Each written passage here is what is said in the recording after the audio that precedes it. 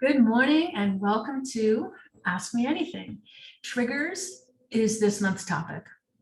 Triggers are an automatic response to a specific stimuli. Triggers can be people or places or things, as well as smells, words, colors. Emotional triggers are automatic responses to the way others express emotions like anger or sadness.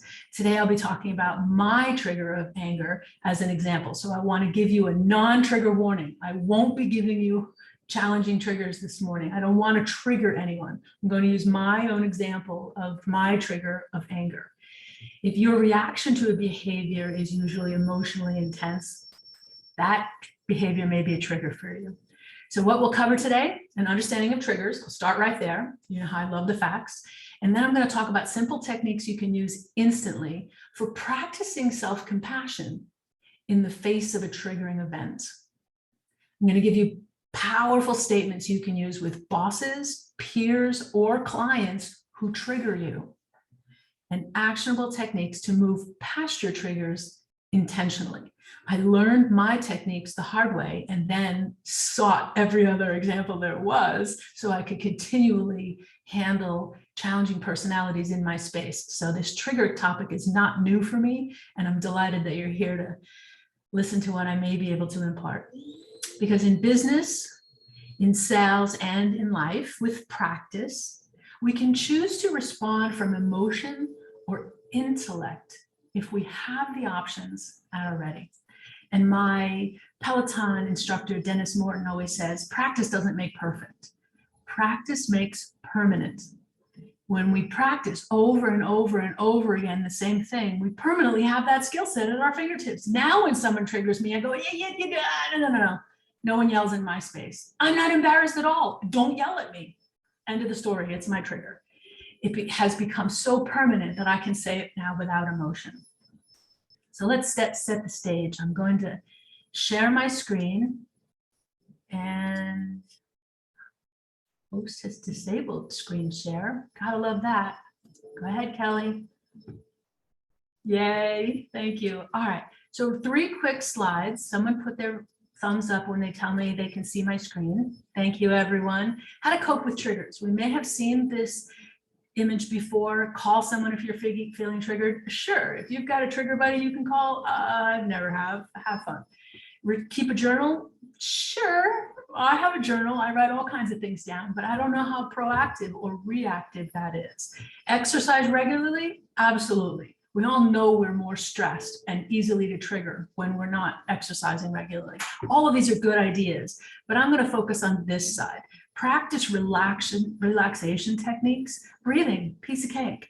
But become aware of your triggers is what we're going to talk about for a minute, and anticipate a plan, a coping strategy for triggers. These are the 3 pieces I'm going to cover really succinctly today.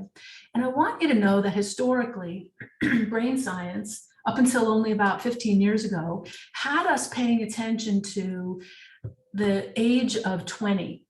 Late teens for girls, early 20s for boys. We had reached an emotional intelligence that stayed steady for the rest of our life. That was when we were able to take charge of our executive function.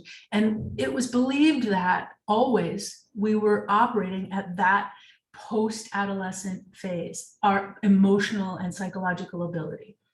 We all know that brain science has changed in the last decade and a half. And now we're looking at a different set of parameters where you can actually increase your ability to change and respond.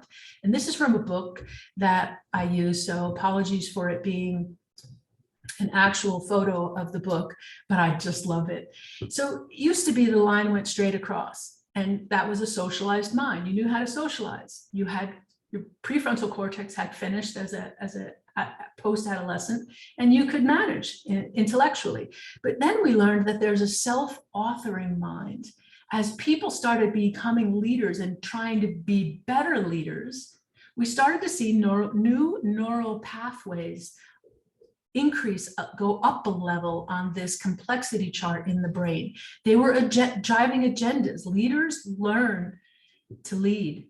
They knew how to do it differently. That was a new neural pathway, a new level of emotional intelligence. But now there's a transforming mind. And this has been there all along, but very few leaders, very few people practice this. So we didn't have a lot of data. Now, in the last 10 years, the brain science is off the charts for this data. How to create those new neural pathways and operate on this self-transforming mind plane is extraordinary, and it's so fun. This is the meta leader. A leader leads to learn. They're paying attention to what's happening in the room. Did everybody just pull out their phone? Why am I going to keep talking? Did everybody start rolling their eyes? Why am I not going to address that elephant in the room? This is a leader that leads to learn. He holds contradictions and finds the problem and finding interdependence in the problem. How are we going to deal with it? Who am I in the face of who I'm leading? And that neural pathway is the practice makes permanent. We don't get new neural pathways by listening to me for 15 minutes and going, oh, I'll try that on. We earn, we grow, we forge with great effort new neural pathways by doing it over and over and over and leading to learn. Keeping our own data. How many times did I do that and it didn't work? What's in the way? I did a technique recently one time and I went, oh, one time and it worked. Most of the time it's 10 or 20 times. So there's a spectrum. So that's it for the slide share portion. I just wanted to create that understanding of there's lots of things you can do, and creating the new neural pathway to do it is what I'm going to suggest. And this new technique that I've been practicing as a result of the inner MBA program I'm in, whole sidetrack I won't go into now, calls it poor psychological hygiene. I just love that. How many people do we know with poor psychological hygiene? Like, if your breath smells, you know it. But do you know when you're psychologically unclean? Like, the whole concept just made me riveted with attention. So there's two different things that people, the masses, generally do on that first plane. No neurological, no new neural pathways. The two primary behaviors we'll all relate to are we repress our emotion or we express our emotion. We get it all over everyone else. So let's talk about my lifelong trigger, anger. Don't yell at me, I'm diminished. I grew up in a very violent household, and if you yell at me, I'm incapacitated. I'm diminished. My abilities to function are gone. So I have learned over decades, don't yell at me. And I can create this space for, there will be no yelling here, or don't hire me. I'm out of here, see ya. If you need to yell, I know this is my boundary. But the piece of this is, I had to look at what's that about. There's a question you can ask when you get angry. And that question I'll cover in a minute. But I have options when I get angry. I can repress it, keep it inside myself. That's what I was doing for most of my life. I'm not going to take it out on someone else. Or I can express it and get it all over everyone else. They know that I'm now having trouble, right? We let our anger spew elsewhere and we get it all over everyone else. We yell, we're mean, we're diminished, we apologize later, and then we move to shame and guilt. How did I get angry again and get it on you? We repress it or we express it. That's the norm. Well, I'm going to talk with you about a third option that is exceptional. And I'm going to talk with you about how to very quickly implement it. We're going to practice creating a personal boundary space. So I'm going to tell you what it is now, and then I'm going to cover those 3 points that I said I would. And you now have this personal boundary space at your fingertips so that you don't have to repress it and hurt yourself or express it and get it all over somebody else. Substitute anger for any emotion you want, for any trigger you want. And the way that we do this is we imagine in our mind an arm's length barrier to our sides, above us, in front of us, and below us, arm's length all the way around us. We have this personal barrier, and the edges of it are the best color we love. Mine is neon lime green. It pulses with life and vigor. That's my personal space. No one can come into this space. This is my personal boundary of safety. So when I have anger come up, for myself. Uh-oh, I'm getting angry. I can feel myself being flushed. Someone triggered me. I can't say, I can't respond to them maybe. I've been triggered by something. I can let that emotion come up and stay inside this space. I don't have to, I actually imagine that I don't have to let it beyond my beautiful green barrier so I don't get it on everyone else. And I don't have to repress it and hurt myself and grow cancer, for heaven's sake, whatever repressed anger does. I can let it be there in this space and I can go, look at this, I'm angry. The question to ask yourself when you're angry, because it's a symptom, is what am I scared of? Is it just my little girl? My mom going to yell at me? Someone going to hit me? My little girl is not here. I'm a full-grown woman with agency. Holy cow, I'm safe. Okay. Guess what? Like that, it's gone. It's gone. Now, again, I practice it over and over and over to have it be gone. But now I'm angry again. What's the fear? What am I scared of? I'm scared if I say the word mindfulness practice to lead a meeting, someone's going to laugh at me and think, oh, they're going to roll their eyes and go, she's one of those woo-woos. Yeah, I am. Mindfulness is all over the place now, and it's pretty much becoming mainstream. So I'm okay being that freak. I will call myself that nerd so someone else doesn't have to feel like they have to label me in a derogatory way, but I digress. I have this ability to create a personal boundary space where I don't get it on anyone else. I let it live for myself. And I can ask myself, what am I scared of? Answer my own question and move on. In this container, we let our emotions live so we can create new neural pathways. So let's talk about these simple techniques. Simple techniques you can use instantly for practicing self-compassion in the face of a triggering event. 1, breathe in and out slowly 3 times. We all have, hopefully, breathing techniques that we love. Some people count, some people hold their breath. I don't care what it is. For the sake of this, ask me anything, breathe in and out slowly 3 times. Done. This is science. Now you've reactivated your executive function, you're out of your amygdala, and your oxygen has fed your brain, and you're able to think more clearly. End of the story. Easy, easy, easy. Breathe 3 times. Breathe in and out slowly 3 times. Anyone surprised at that one? Didn't think so. Good. That's how easy this is. The other one that I love is simple too. Put your hand, the palm of your hand, on the table. Now you've grounded to something else. That energy flows that direction. Put your hand on your body. Put your hand on the top of your thigh. Put the palm of your hand somewhere and imagine that emotion flowing out. End of the story. That's how powerful some of these simple techniques are. The third one, make a note, a mental note of, oh, that triggered me. Write it down if you want. You're in a meeting. We all have papers in front of us. Write it down. Revisit the topic later. You've made a note. Your brain goes, okay, I don't have to worry about that now. I can deal with it later. All the energy stops.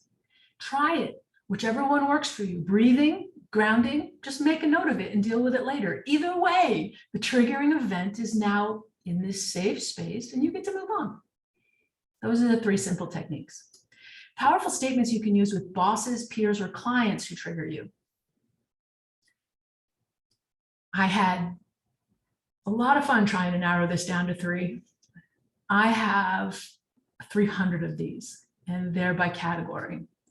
That's how much I have done this over the years. But here are 3 that I thought would be easy to implement and to cover this morning. Write them down and practice them. Whatever powerful statements you want to use, write them down and practice them. See which ones have the best effect for you. And be prepared. Talk to your boss, your peer, your client in advance so that they know you're going to be using these statements. And when you use these statements, they understand the importance of them behind you. I'll share the statements with you in a minute. But write them down, have your statements ready, be prepared, talk to someone in advance, say, this is how I'm going to lead a meeting. And if I use one of these statements, everybody knows what that means. And then in some instances, more than I wish, I use the HR acronym. I say to a CEO, this is an HR nightmare waiting to happen. And they're just perk up going, what? Lawsuit, class action. Everybody says this is a toxic, abusive environment. Yup. More often than I wish, at least 3 or 4 times a year, I have a client who has HR nightmare waiting to happen that I have to address, and they go, I didn't know. How are you my client? How did you slip past my qualifying questions? Different topic. All right, here are the statements. The first one. I want everyone to contribute more, but maybe they feel not as safe as I want. Can we add some simple rules to our meeting agenda, like no yelling? It's a statement I make. All of a sudden, someone's yelling. Oh, wait. I want everybody to feel safe and contribute, just like everyone. Some people may feel safer than other ones.